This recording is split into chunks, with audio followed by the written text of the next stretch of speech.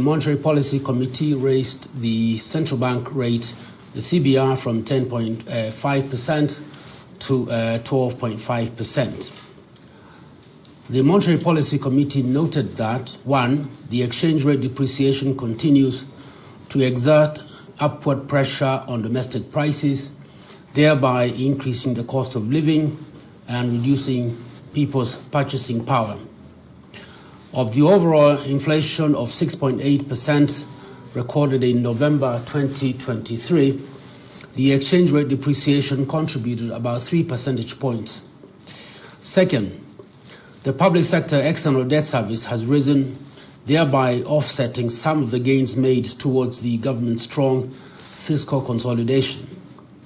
In addition, the continued weakening of the exchange rate is contributing to a significant increase in the Kenya shilling value of foreign currency denominated debt. And third, the MPC therefore concluded that there is need to adjust the monetary policy stance to address the pressures on the exchange rate as well as mitigate second-round effects, including from global prices. This will ensure that inflationary expectations remain anchored while setting inflation on a firm downward path towards the 5% midpoint of the target range. The MPC will closely monitor the impacts of the policy measures as well as the developments in the global and domestic economy and stands ready to further tighten monetary policy as necessary to ensure that price and exchange rate stability are achieved in line with the MPC's mandate as well as the CBK's mandate.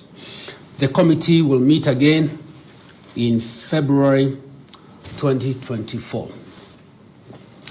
Starting with global developments and in particular the inflation rate, the headline inflation rates in advanced economies have continued to ease but remain above their respective inflationary targets. Inflation rates in the US, UK, and Eurozone declined in October 2023, mainly reflecting the tightening of monetary policy as well as lower energy prices. In India, inflation declined in October 2023, mainly reflecting lower food inflation. In China, the inflation went into deflation. There was actually a decline in inflation in October 2023, and this largely reflected a weaker domestic demand. On core inflation, that continues to be well above the respective inflation targets, mainly about 2% for the US, Eurozone, and the UK. But there is a bit of an easing, but nonetheless, they are quite far from their respective targets. On global commodity prices, we see that these remain below the peak levels witnessed in 2022, but oil prices remain volatile, reflecting increased global uncertainties. The price of oil remains below the peak levels that was witnessed in 2022, again due to reduced global demand, particularly from China. Oil prices trended between July and September, as can be seen in the chart, and this was following supply cuts by OPEC, basically to shore up the oil prices. The price of oil has been volatile since October 2023, reflecting increased uncertainties regarding potential supply disruptions from the escalation of the Israeli-Palestine conflict and announcement of voluntary further output cuts by OPEC, again, to shore up oil prices. With regard to food inflation has continued to decline compared to last year. And this reflects ample wheat, particularly wheat and maize harvests in the U.S., and lower palm oil prices, which have been attributed to output in South Asia as well as reduced global demand. As an exception, global sugar prices remained elevated in October 2023, and despite moderating slightly, they reflected the improved supply in Brazil. But nonetheless, from on a year-to-year basis, we see that sugar prices have increased by 46.6%. Turning on to the global economic outlook, we expect a deceleration in growth from 3% this year, which itself was a deceleration from 3.5% last year. And the projections for 2024 in the World Economic Outlook also show a somewhat slight deceleration to 2.9%. This deceleration is coming primarily from the advanced economies, where we see that the growth last year was 2.6, and this year is expected to be 1.5, and to remain around that level at 1.4 for next year.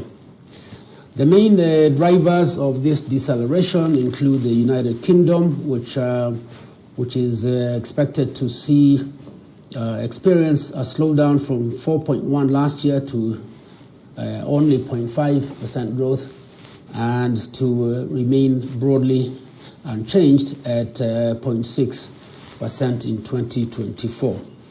Similarly, the euro area sees a deceleration from 3.3 to 0.7 this year, but a slight recovery to 1.2% in October.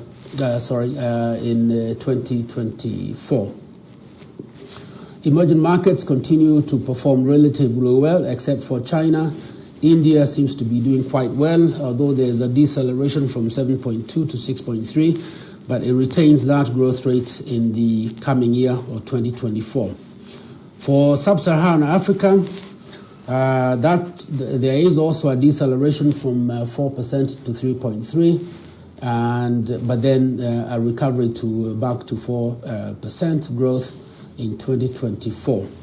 And that, in a sense, reflects the developments in South Africa, where there's only a growth of 0.9% this year, and followed by somewhat recovery next year of 1.8. And that's what's driving the slowdown in sub-Saharan growth and their subsequent recovery next year. Turning to inflation, overall inflation has remained sticky in the upper bound of the government's target range since July 2023. In November 2023, we saw the inflation decelerate from 6.9 to 6.8. When we look at food prices, we see food prices inflation reduced from 7.8 to 7.6, whereas the non-fuel also declined slightly from 3.6 to 3.3.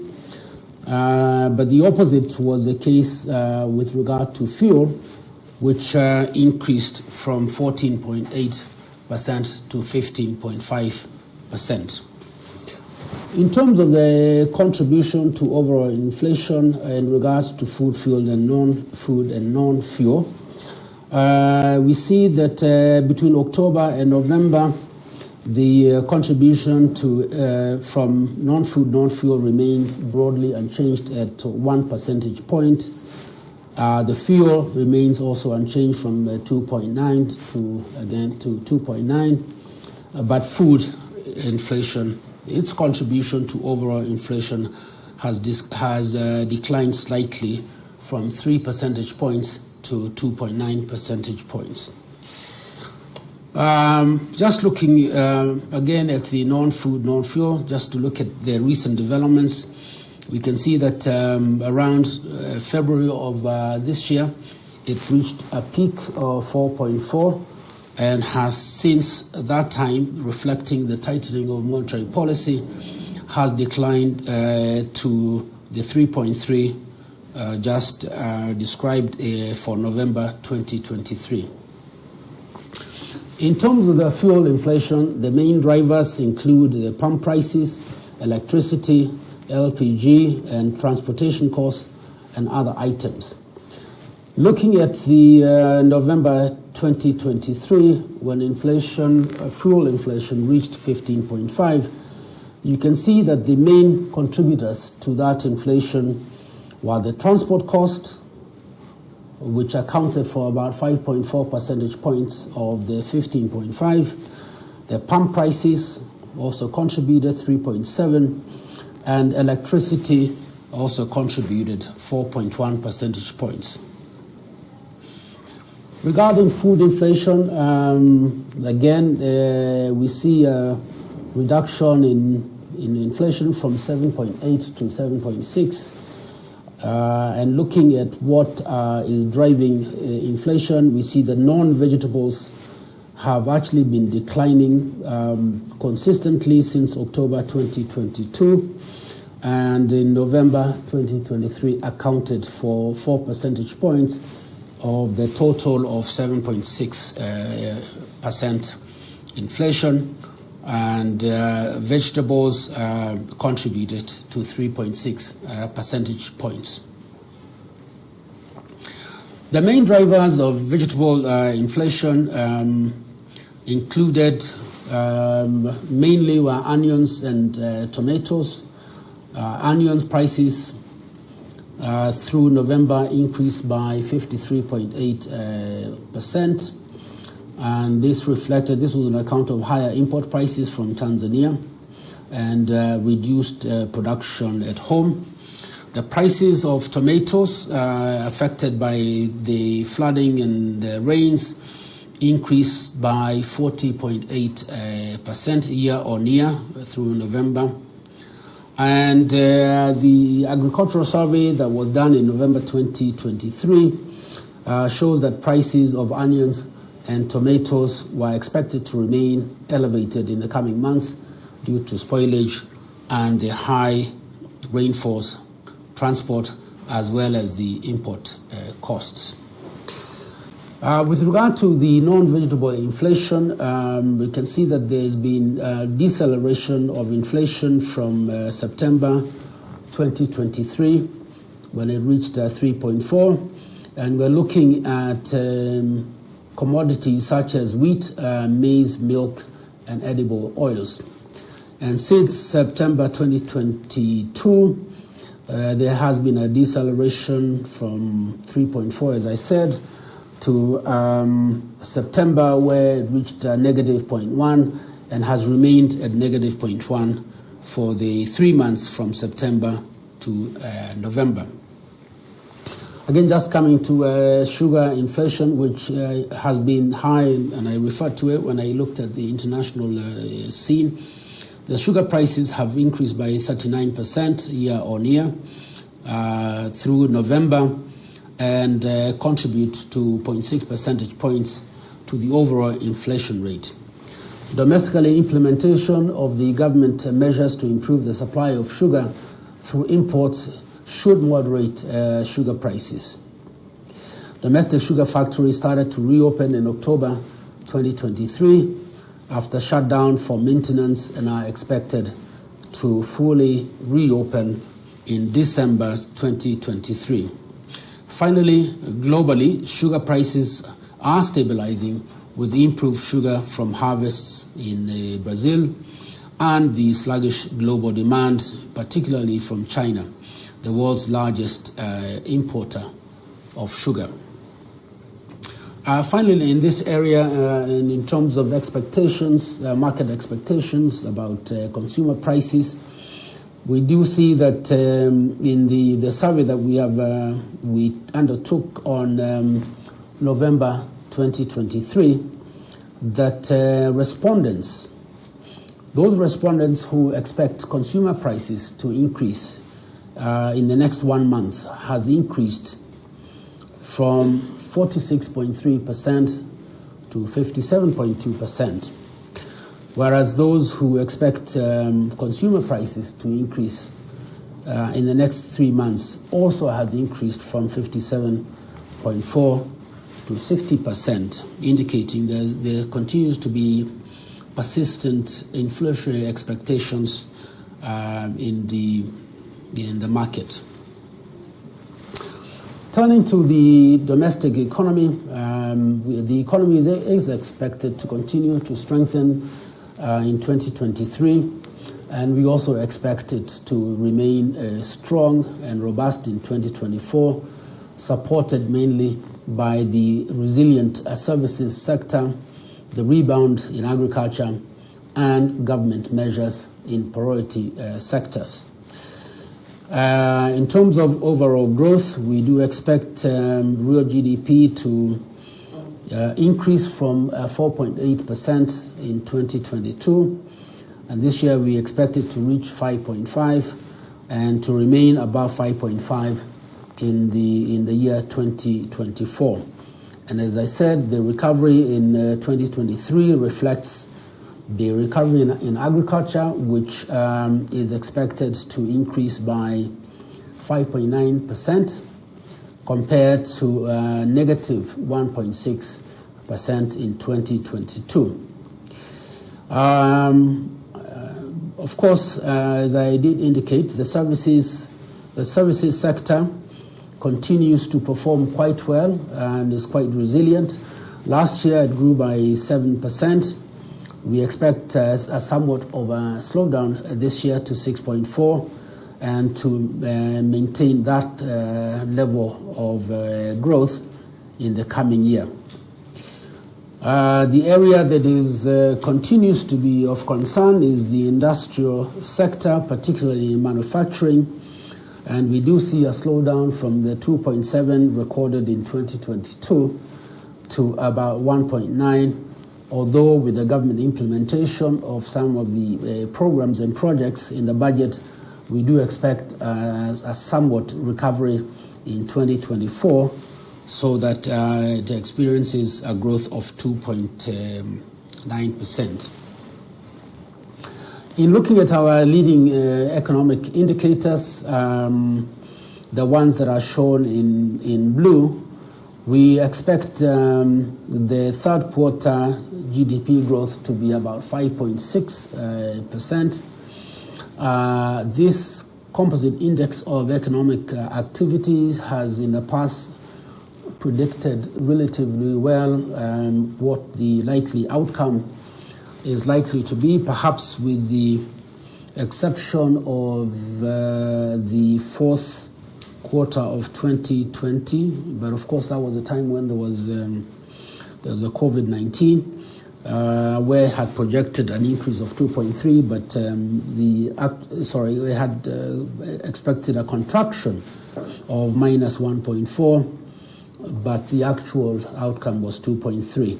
I think that is the only big miss that this index has experienced.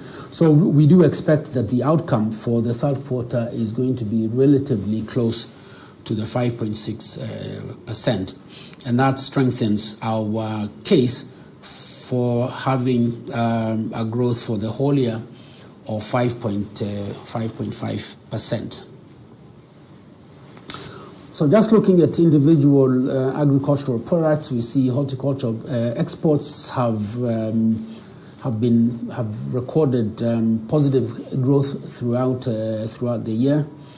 In October, it was 21.1, but we did see a fairly strong recovery in August, where horticultural exports increased by 94.8% for that month compared to the month of August of 2022. Similarly, tea production has recorded positive growth since April, and for the data that we have for July and August, we do see continued fairly strong tea production. Milk intake turned positive in May and has continued on that basis. There was a slowdown in September, but nonetheless the growth remains positive. And looking at again at individual agricultural crops, we see maize, and this, by the way, these projections are updated through August, and they're from the Ministry of Agriculture. And for maize, maize production is expected to increase by almost 30% from 34.3 million bags in last year, and compared to this year, where we expect production to reach 44.6. Wheat is also expected to increase by 62.6% from 3 million bags last year to 4.9 million bags. Rice continues to have problems because of the flooding. Beans, a huge increase from 5.7 to 11.7 million bags. And Irish potatoes, an increase of 26%. And sorghum, an even larger increase, although it's somewhat of a recovery from the 2020. We expect the sorghum to increase from 1.3 million bags to 3.3, which is an increase of 150.7%. Millet is also expected to increase by 61.8%. In terms of credit to the private sector, it remains stable in October 28, and partly reflecting borrowing for working capital requirements. As you can see, since August, it's been relatively stable at around slightly over 12% year on year. And just looking at the individual sectors, manufacturing, we do see a somewhat a slowdown in credit to the manufacturing sector between September and October, but nonetheless, the 18.4 is quite robust. We've seen trade hard slow down from May 2023 to about September, but again we see a bit of a recovery, and credit to the private sector in the trade sector is almost 10%. Transport communication has slowed down, and similarly for consumer durables, we do see a somewhat stable growth of credit to that particular sector. I know this is a bit difficult for you to see, so I'll just maybe just give the broad picture on the balance of payments. We do expect the current account to narrow between 2022 and 2023 from $5.8 billion to roughly $4.3 billion in 2023, and a slight increase in the deficit to 4.7 billion in 2024. In terms of total exports of goods, we expect that to remain broadly unchanged. Last year we exported $7.4 billion, and this year we expect to export about the same amount. In terms of total imports of goods, last year we imported $19.1 billion.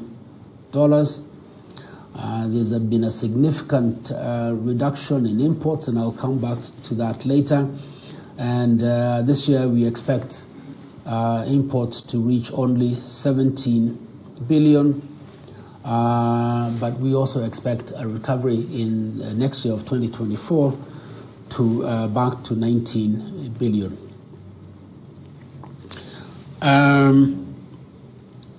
So looking at how we're going to finance the current account, we do see an increase in the capital account and financial account, where in last year we had inflows of about $4.4 billion. We expect this year to be 4.7, and a slowdown in 2024. But the bottom line is that the overall balance of payments, we expect it to be positive. And for our international reserves to increase by 561 million. That assumes some inflow of our disbursements from our development partners between now and the end of this year. But even if those disbursements don't take place, we still do expect to see an overall balance of payments surplus.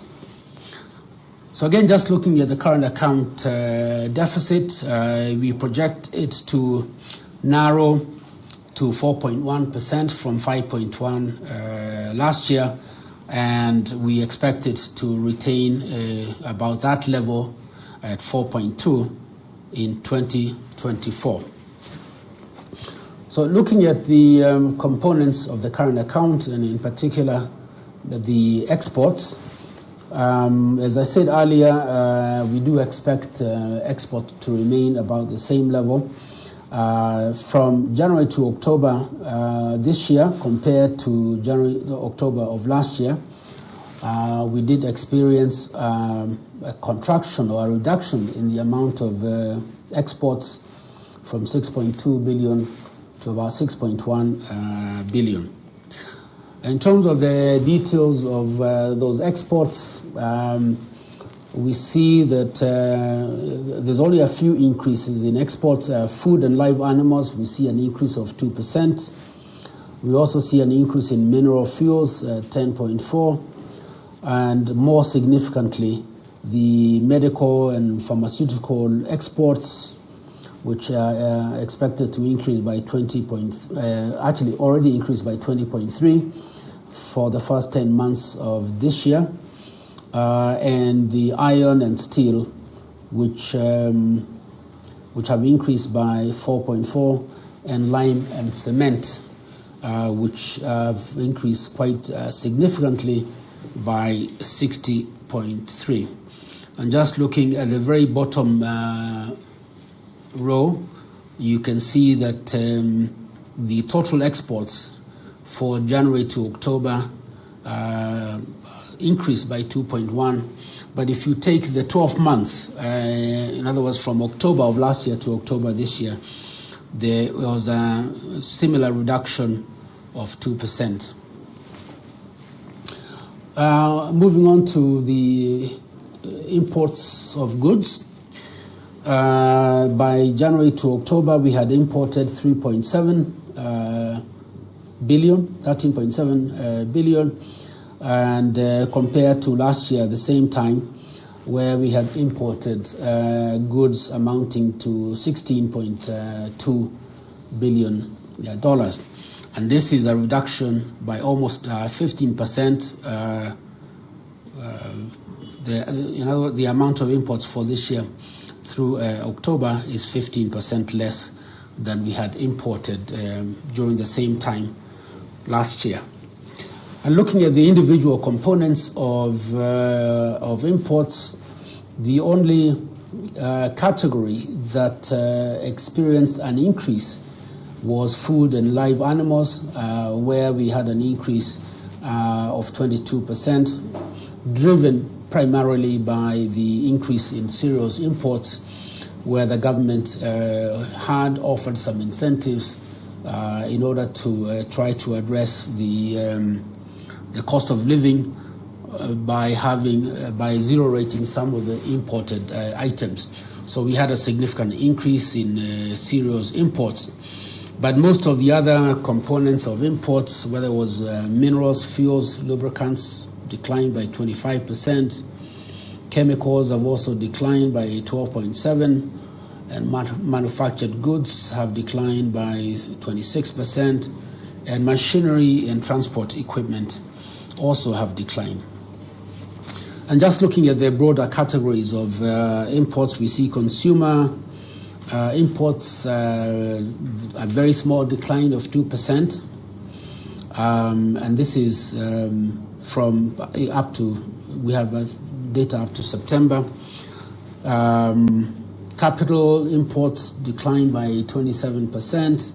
Again, this is partly due to some of the completion of the government-funded capital projects and the reduction in the importation of machinery and equipment. And we've also seen a significant reduction in intermediate imports of 15%. In terms of the services sector of the balance of payments and looking at the travel receipts, these have been quite resilient, reflecting the recovery in international travel.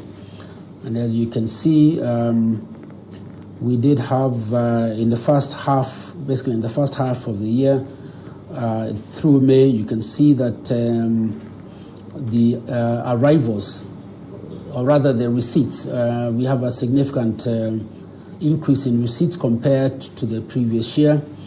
And then from June to October, the receipts continued to be robust, but slightly less than the previous year.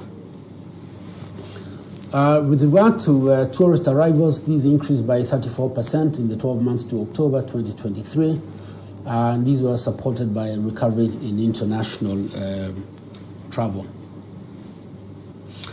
Diaspora remittances continue to be quite strong. In the first 10 months of the year, they increased by 4.1%, and for the year as a whole, we expect that that 4% increase will be sustained. This is a financial account which I have already described. Coming to the exchange rate, we've seen the exchange rate has depreciated quite noticeably, and as of November, it's about 153.2. And the exchange rate movements, these have affected inflation through the tradable items of the CPI basket, which accounts for 42.8% of the CPI basket. In November 2023, the exchange rate depreciation contributed 3 percentage points to the overall inflation. The continued weakening of the exchange rate is contributing to a significant increase in the Kenya shilling value of the foreign currency denominated debt, as I mentioned earlier. I think this is just to give a comparison of some, just comparing some of the outcomes within the EAC, East African Community countries, just basically trying to compare Uganda, Tanzania, and Kenya, and where we are on some of the key economic indicators. And this is the current account. You can see the Kenya's current account narrows to 5.1%. This is 2022, and I did indicate this year we expect it to narrow to 4.1. The picture here may be misleading because it shows as if the Kenya's current account is narrower than that of Uganda, which is 7.9, and that of Tanzania, which is 7.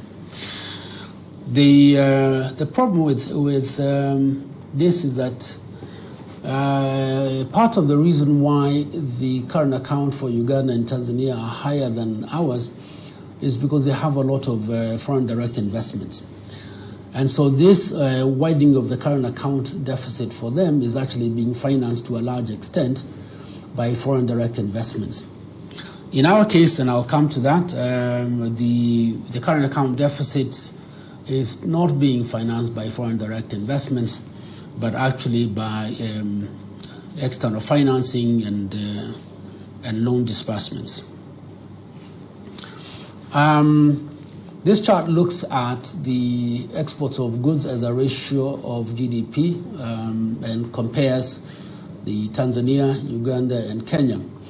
But I think the thing to note is the Kenya's exports to GDP ratio, where it has consistently declined since 2011 from 12.5 to the current level of 6.5. Similarly, on the travel receipts as a percent of GDP, again, if you just look at the last year of 2022, you can see our ratio, our travel receipts to GDP ratio is much lower than that of Uganda and of Tanzania. In fact, in the case of Uganda, it's actually twice as large as ours, from 0.8 compared to Uganda's 1.6, and of course Tanzania is much higher at 2.8 compared to ours of 0.8. The one area where we are doing much better than our neighbors is on remittances. These have continued to increase. This is a very steady and reliable source of foreign exchange for us. This is external debt service. Again, you can see the burden of external debt service for us is much higher than for our neighboring countries. Again, just looking at even this year, you can see that Kenya's external debt service payments are quite high at 3%, followed by Uganda at 2.3% and Tanzania at 1.6% of GDP. And this is what I referred to earlier, the foreign direct investments. And you can see we reached a peak in about 2011. You can see the peak in 2011 where we attracted foreign direct investments equivalent to 4.8% of GDP. And since that time, every year there's been a decline in foreign direct investments to GDP, up to the point where in 2022, the ratio had declined to 0.7 compared to Tanzania, which had twice as much in FDI at 1.4, and Uganda, which even had much more at 3.2% of GDP. But the point, and perhaps we'll come back to for further discussion on this, the point that we wanted to make there was that we have been losing competitiveness. Our level of exports to GDP ratio has been declining consistently. We are not getting as much tourism receipts as our neighboring countries have. Their foreign direct investments have also been declining. And at the same time, our debt service has also been increasing and is much higher than our neighboring countries. And the combination of all these factors have actually led to the weakening of the shilling, and I will come back to that later. The chart here shows the CBK's usable foreign exchange reserves. In 2019, you can see we had a peak of $8.8 million, and this has declined, rose again in 2021, but since that time it is now at 6.7, which is equivalent to 3.6 months of import cover. I hasten to add that despite this reduction in reserves, it is still sufficient, particularly even with a flexible exchange rate, is still sufficient to be able to address any kind of external shocks. On the fiscal framework, I think here is just to, maybe I just jump to the deficit. The government continues to be committed to the fiscal consolidation. We see a deficit of 5.5 in the fiscal year 23-24. This may be a bit of a surprise because what was submitted to Parliament in June had a deficit of 4.4% of GDP. So the initial plan was to lower the deficit from 5.6 to 4.4, and then ultimately to the 3% that is shown there by the year 2027, 2028. However, because of the higher interest rates and because of the depreciation of the exchange rate, the cost of interest payments in the budget has increased quite substantially by about 1 percentage point of GDP, and that's why the deficit has increased to 5.5 in the fiscal year 23-24. Nonetheless, I believe that Treasury later on would be looking at a supplementary budget too, which will significantly again reduce this deficit from 5.5 and show a much more stronger effort at fiscal consolidation than is shown here.